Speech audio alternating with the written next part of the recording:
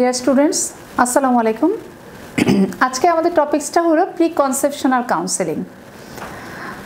আসলে তোমরা জানো যে আমাদের দেশ একটা হাইলি পপুলেটেড কান্ট্রি এবং এখানে অনেক প্রেগনেন্সি আমাদের যেটা হয় আনপ্ল্যান্ড হয়, আনএক্সপেক্টেড হয়, প্রচুর অ্যাবর্শন হয়। কাজে সেই জায়গাটাতে বসে এই প্রি কনসেপশনাল কাউন্সেলিং শব্দটা কেন যেন আমাদের কাছে একটু বেমানান ঠেকে, কিন্তু আসলে তো সময় বদলে যায়, তাই না? আর একটা কথা হলো ট্রিটমেন্ট বা আমরা ট্রিটমেন্ট যখন পড়বো ইট শুড বি ইন্ডিভিজুয়ালাইজড। প্রতিটা মানুষের জন্য এটার প্রয়োজনীয়তা বিভিন্ন রকম হতে পারে। কাজেই আমরা এই প্রিকনসেপশনাল কাউন্সেলিং একটা কাপলের জন্য কতটা জরুরি বা কোন বিষয়গুলোটা জরুরি সেটা নিয়ে আমরা আজকে আলোচনা করতে চাই। এবং তোমরা দেখবা আমরা যখন এই আলোচনাটা চালিয়ে যাব তখন তোমাদের কাছে মনে হবে যে এই ঘটনাগুলো আমাদের পাশে, আমাদের সমাজে সব জায়গায় রয়েছে। So we have to give emphasize to this couples যাদের এই পরামর্শটুকু প্রয়োজন আছে। So what do mean by preconceptional counselling? একদম নাম শুনেই তো বোঝা যাচ্ছে, তাই না? সে বাচ্চা নিতে চাচ্ছে, এখন সে তোমার সাথে কাউন্সেলিং করতে এসছে, আলাপ আলোচনা করতে এসেছে, সে তার সমস্ত কথা জানতে আসছে। সে জানতে আসছে সে এখন বাচ্চা নিতে পারবে কি না, সে জানতে আসছে বাচ্চা নিতে গেলে তার কোনো প্রিপারেশন আছে কি না, অথবা কোনো ঝুঁকি আছে কি না, এই বিষয়গুলো সে জানতে আসছে। So what is the definition of the preconceptional counselling? When a couple is seen and counseled about the pregnancy and its outcome, তার প্রেগনেন্সি সম্বন্ধে জানতে চায় এবং তার আউটকাম সম্বন্ধে জানতে চায় বিফোর দ্য অ্যাকচুয়াল কনসেপশন, মানে বাচ্চা হওয়ার আগেই সে বিষয়টা জানতে চায়, তখনই তার নাম হবে প্রি কনসেপশনাল কাউন্সেলিং। উদ্দেশ্য কি? উদ্দেশ্য হলো যে একটা ওমেন তার নর্মাল একটা হেলদি স্ট্যাটাস, একটা খুব ভালো হেলথ নিয়ে, ফিজিক্যাল হেলথ বলো, মেন্টাল হেলথ বলো, সব কিছু হেলথ নিয়ে সে এই যে প্রেগনেন্সির যে দীর্ঘ যাত্রা, এই যাত্রাটা সে শুরু করবে এবং এই শুরুর পথে, যাত্রা পথে তার যে ডেঞ্জারগুলো, যে বিপদগুলো আছে বা যে রিস্কগুলো আছে, সেই বিষয়গুলো তাতে আমরা কমিয়ে আনতে পারি। So the mother will be healthy and there will be birth of a healthy baby. একটা সুস্থ শিশু, একটা সুস্থ মাই একটা শিশুর জন্ম দিতে পারে। কাজে এটাই হলো আমাদের অবজেক্টিভ। প্রিকনসেপশনাল কাউন্সেলিংটা গুরুত্বপূর্ণ। আমরা যদি অ্যান্টিনেটাল কেয়ারের কথা যাই, তাহলে দেখো আমরা কখন অ্যান্টিনেটাল কেয়ার শুরু করেছি? আমরা বলেছি WHO যে প্রেসক্রিপশন দিয়েছে সেটাতে বলেছি it should be start before 16 weeks, 16 সপ্তাহের আগে you should start the antenatal care. এবং আমরা লাস্ট অ্যান্টিনেটাল কেয়ার যেদিন পড়েছিলাম সেদিন আমরা বলেছেন FNAC প্লাসে আমরা বলেছি 8টা ভিজিট এবং ফার্স্ট ভিজিটটা কিন্তু 8 সপ্তাহের মধ্যে হওয়া উচিত।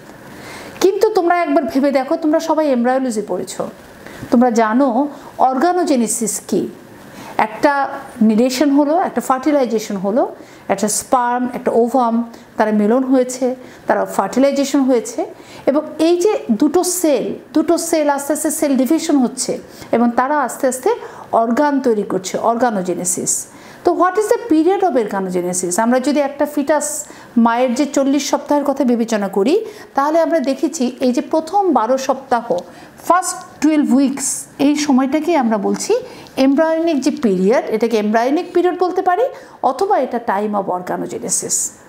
এখন ধরো এই মাটা আগের থেকে যদি সে প্রিপারেশন নিয়ে না থাকে, সে 16 সপ্তাহে তোমার কাছে যদি সে চেক আপে আসে, যা ক্ষতি হওয়ার তা কিন্তু হয়ে গেছে, you have nothing to do. So there is a preconceptional কাউন্সেলিংয়ে কতটা ভ্যালু তাহলে বুঝো তুমি। সিম্পলি ধরো এই পেশেন্টটা ডায়াবেটিক, সে বাচ্চা নিতে যাচ্ছে, কিন্তু ডায়াবেটিসটা আনকন্ট্রোল হওয়ার কারণে যখন তার বাচ্চা কনসিভ করেছে তখনই তার একটা কনজেনিটাল অ্যাবনরমালিটিস হয়ে গেছে। তুমি যতই ডায়াবেটিস তারপরে কন্ট্রোল করো, তুমি কি তার থেকে আর ভালো ফলাফল পাবে? কাজেই আমাদের কথা হলো আমাদের প্রিকনসেপশনাল কাউন্সেলিংটা আমাদের প্রত্যেকটা কাপলের জন্য প্রয়োজন, যাতে একটা মা একটা হেলদি স্ট্যাটাসে সে প্রেগনেন্সির এরাটাতে ঢুকতে পারে। এখন আমরা যদি বলি যে আমরা কি কি করব, আমরা কি কি বিবেচনা করব একটা প্রিকনসেপশনাল কাউন্সেলিং, এবার কেন করব? প্রথম কথা হলো to identification of the risk factor. মার কোনো রিস্ক ফ্যাক্টর আছে কি না? রিস্ক ফ্যাক্টর অনেক কিছু রিস্ক ফ্যাক্টর হতে পারে। অবস্টেটিক্যাল রিস্ক ফ্যাক্টর হতে পারে। অবস্টেটিক্যাল মানে করো যে একটা মার আগের রিপিটেডলি 3টা-4টা বাচ্চা অ্যাবর্শন হয়ে গেছে, সে এখন বাচ্চা নিতে চায়, সে কি জানতে চাইবে না যে তার বাচ্চাগুলো কেন অ্যাবর্শন হয়ে গেছে বা কোন কারণে, বা পরবর্তীতে তার বাচ্চা কনসিভ করলে অ্যাবর্শনের রেট কি আবার বাড়বে কিনা বা আবার হওয়ার সম্ভাবনা আছে কিনা, তাহলে এরকম অবস্টেটিক হতে পারে। অথবা আনএক্সপ্লেইনড ইন্টারউটেরাইন ফিটাল ডেথ হয়ে গেছে, আগের বাচ্চাটা পেটে ভেতর মারা গেছে, এখন সে জানতে চায় যে এবার তার সমস্যা হতে পারে কিনা। অথবা তার কোনো মেডিকেল ডিসঅর্ডার আছে। কাজে এই যে রিস্ক ফ্যাক্টরগুলো, এই রিস্ক ফ্যাক্টরগুলো তারা কিন্তু জেনে নিতে চায়। এবং এই প্রিকনসেপশনাল পিরিয়ডেই আমরা যেটা করব, ফ্রম আওয়ার হিস্ট্রি, আমাদের তার হিস্ট্রি, তার পার্সোনাল হিস্ট্রি, তার ফ্যামিলি হিস্ট্রি, তার অবস্টেটিক্যাল হিস্ট্রি, তার মেনস্ট্রুয়াল হিস্ট্রি, তার সমস্ত কিছু, মেডিকেল ডিসঅর্ডার, সার্জিক্যাল ডিসঅর্ডার, যে কোনো জায়গা থেকে তার যে রিস্কগুলো আছে সেই রিস্কগুলোকে আমরা খুঁজে বের করার চেষ্টা করব। Baseline health status.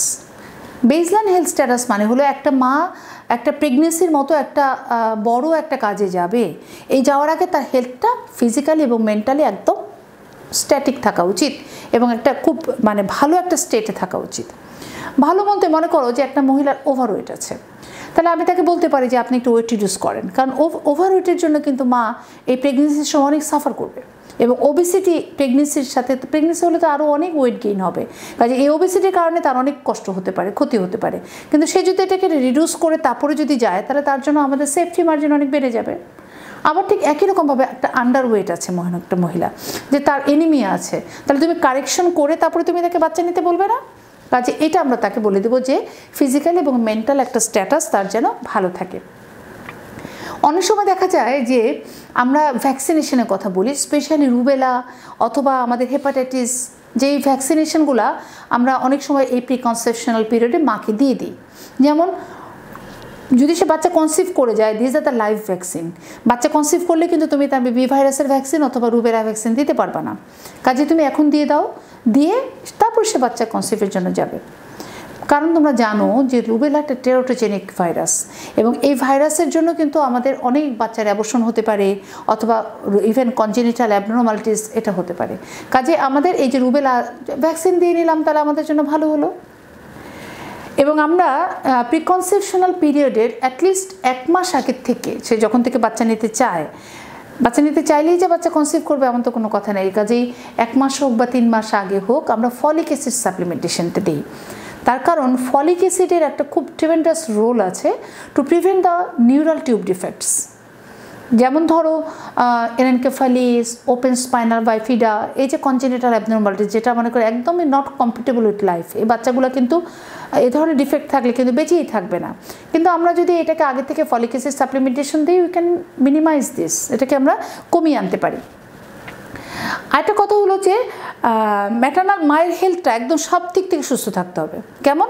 তার ব্লাড প্রেশার নর্মাল থাকতে হবে, তার ওয়েটটা তার স্বাভাবিক থাকতে হবে, তার যদি মনে করো থাইরয়েড ফাংশন থাকে, ডিসফাংশন, হাইপোথাইরয়েডিজম, দেখা যায় হাইপোথাইরয়েডিজম একটা মা জানেই না বাচ্চা হয়েছে, একটা ক্রিটিন বেবি হয়েছে, এটা কি কাম্য?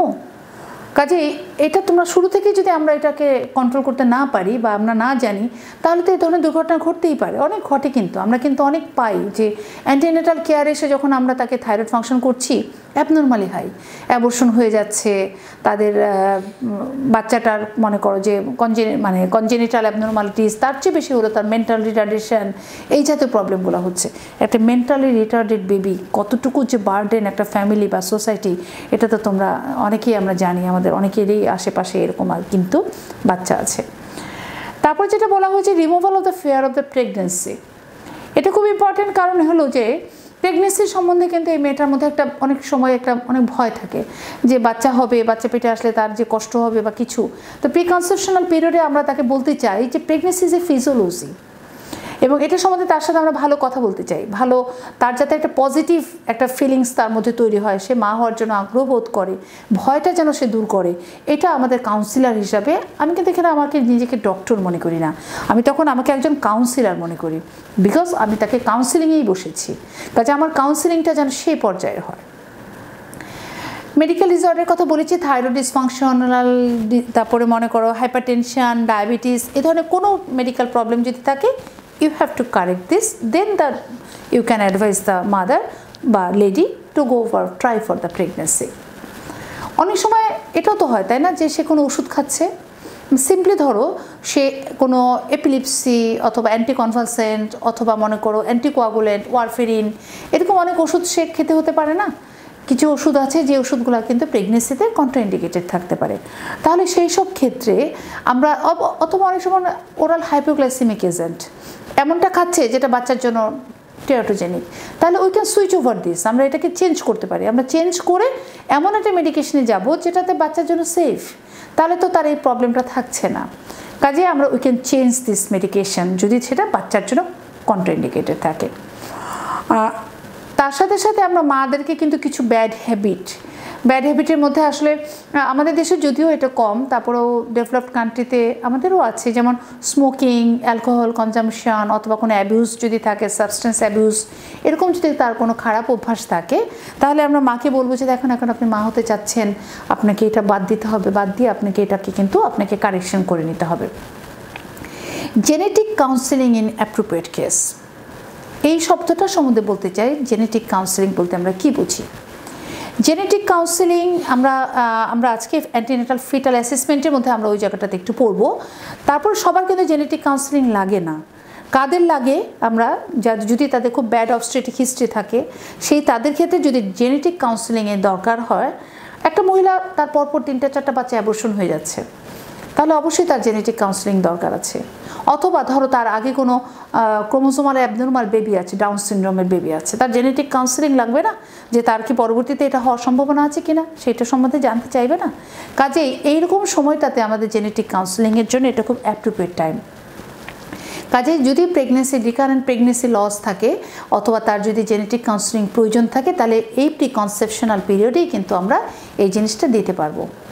তবে মনে রাখবা, অ্যান্টিনেটাল কেয়ারের ক্ষেত্রে আমরা এটা বলেছি যে এটা আমাদের কিছু ফ্যালাসি আছে। ফ্যালাসি মানে হলো আমাদের কিছু লিমিটেশনস আছে। প্রিকনসেপশনাল কাউন্সেলিং দিলেই আমরা যে সবসময় একদম ভালো ফলাফল পাবো, এটা কিন্তু 100% গ্যারান্টি দিয়ে বলা যায় না। দেখা যাচ্ছে আমরা সব কিছু করে নিয়েছি, কিন্তু তারপরও দেখা যায় মায়ের যে আউটকামটা হয়েছে সেই আউটকামটা খারাপ হতে পারে। সেই কারণে এটা কিন্তু একদম আমরা পেশেন্টের সাথে যখন কথা বলবো তখন এভাবেই বলবো যে দেখেন, এটা আমরা যতদূর সম্ভব আমরা এটাকে স্ক্রিন আউট করেছি এবং এই বিষয়গুলো আমরা দেখেছি, এরপরে আশা করছি আপনার যে ফলাফলটা হবে ভালো হবে, কিন্তু এটা কিন্তু 100% এটা কিন্তু গ্যারান্টি দেওয়া যায় না। আমাদেরকে এক উপরওয়ালার উপরে আমাদের অবশ্যই আস্থাশীল থাকতে হবে, বিশ্বাস রাখতে হবে, কারণ সর্বময় ক্ষমতা তো আসলে আমাদের হাতে নেই।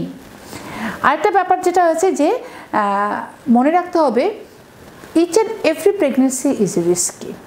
এবং আমাদের শুধুমাত্র এটা আমরা একদম যখন প্রথমে নর্মাল লেবার শুরু করেছিলাম তখন একটা কথা বলেছিলাম, এই যে মাতৃত্ব, এই মাতৃত্বের মতো মহৎ একটা কাজ কিন্তু মেয়েরা করে এবং তারা কিন্তু জীবনের ঝুঁকি নিয়েই করে এবং তারা প্রত্যেকটা মেয়ে তারপর মা হতে চায়, এবং তারা আমাদের যে স্পেসিস রক্ষা, আমাদের পৃথিবীতে আমাদের যে মানুষ জাতি রক্ষা করার জন্য যে বড় দায়িত্বটা আমাদের মায়েরা করছে, এবং এই জন্য মায়েদেরকে সর্বোচ্চ সম্মান দেওয়া হয়েছে, তাই না? প্রত্যেকটা ধর্মে আমাদের মাকে সর্বোচ্চ সম্মানিত করা হয়েছে।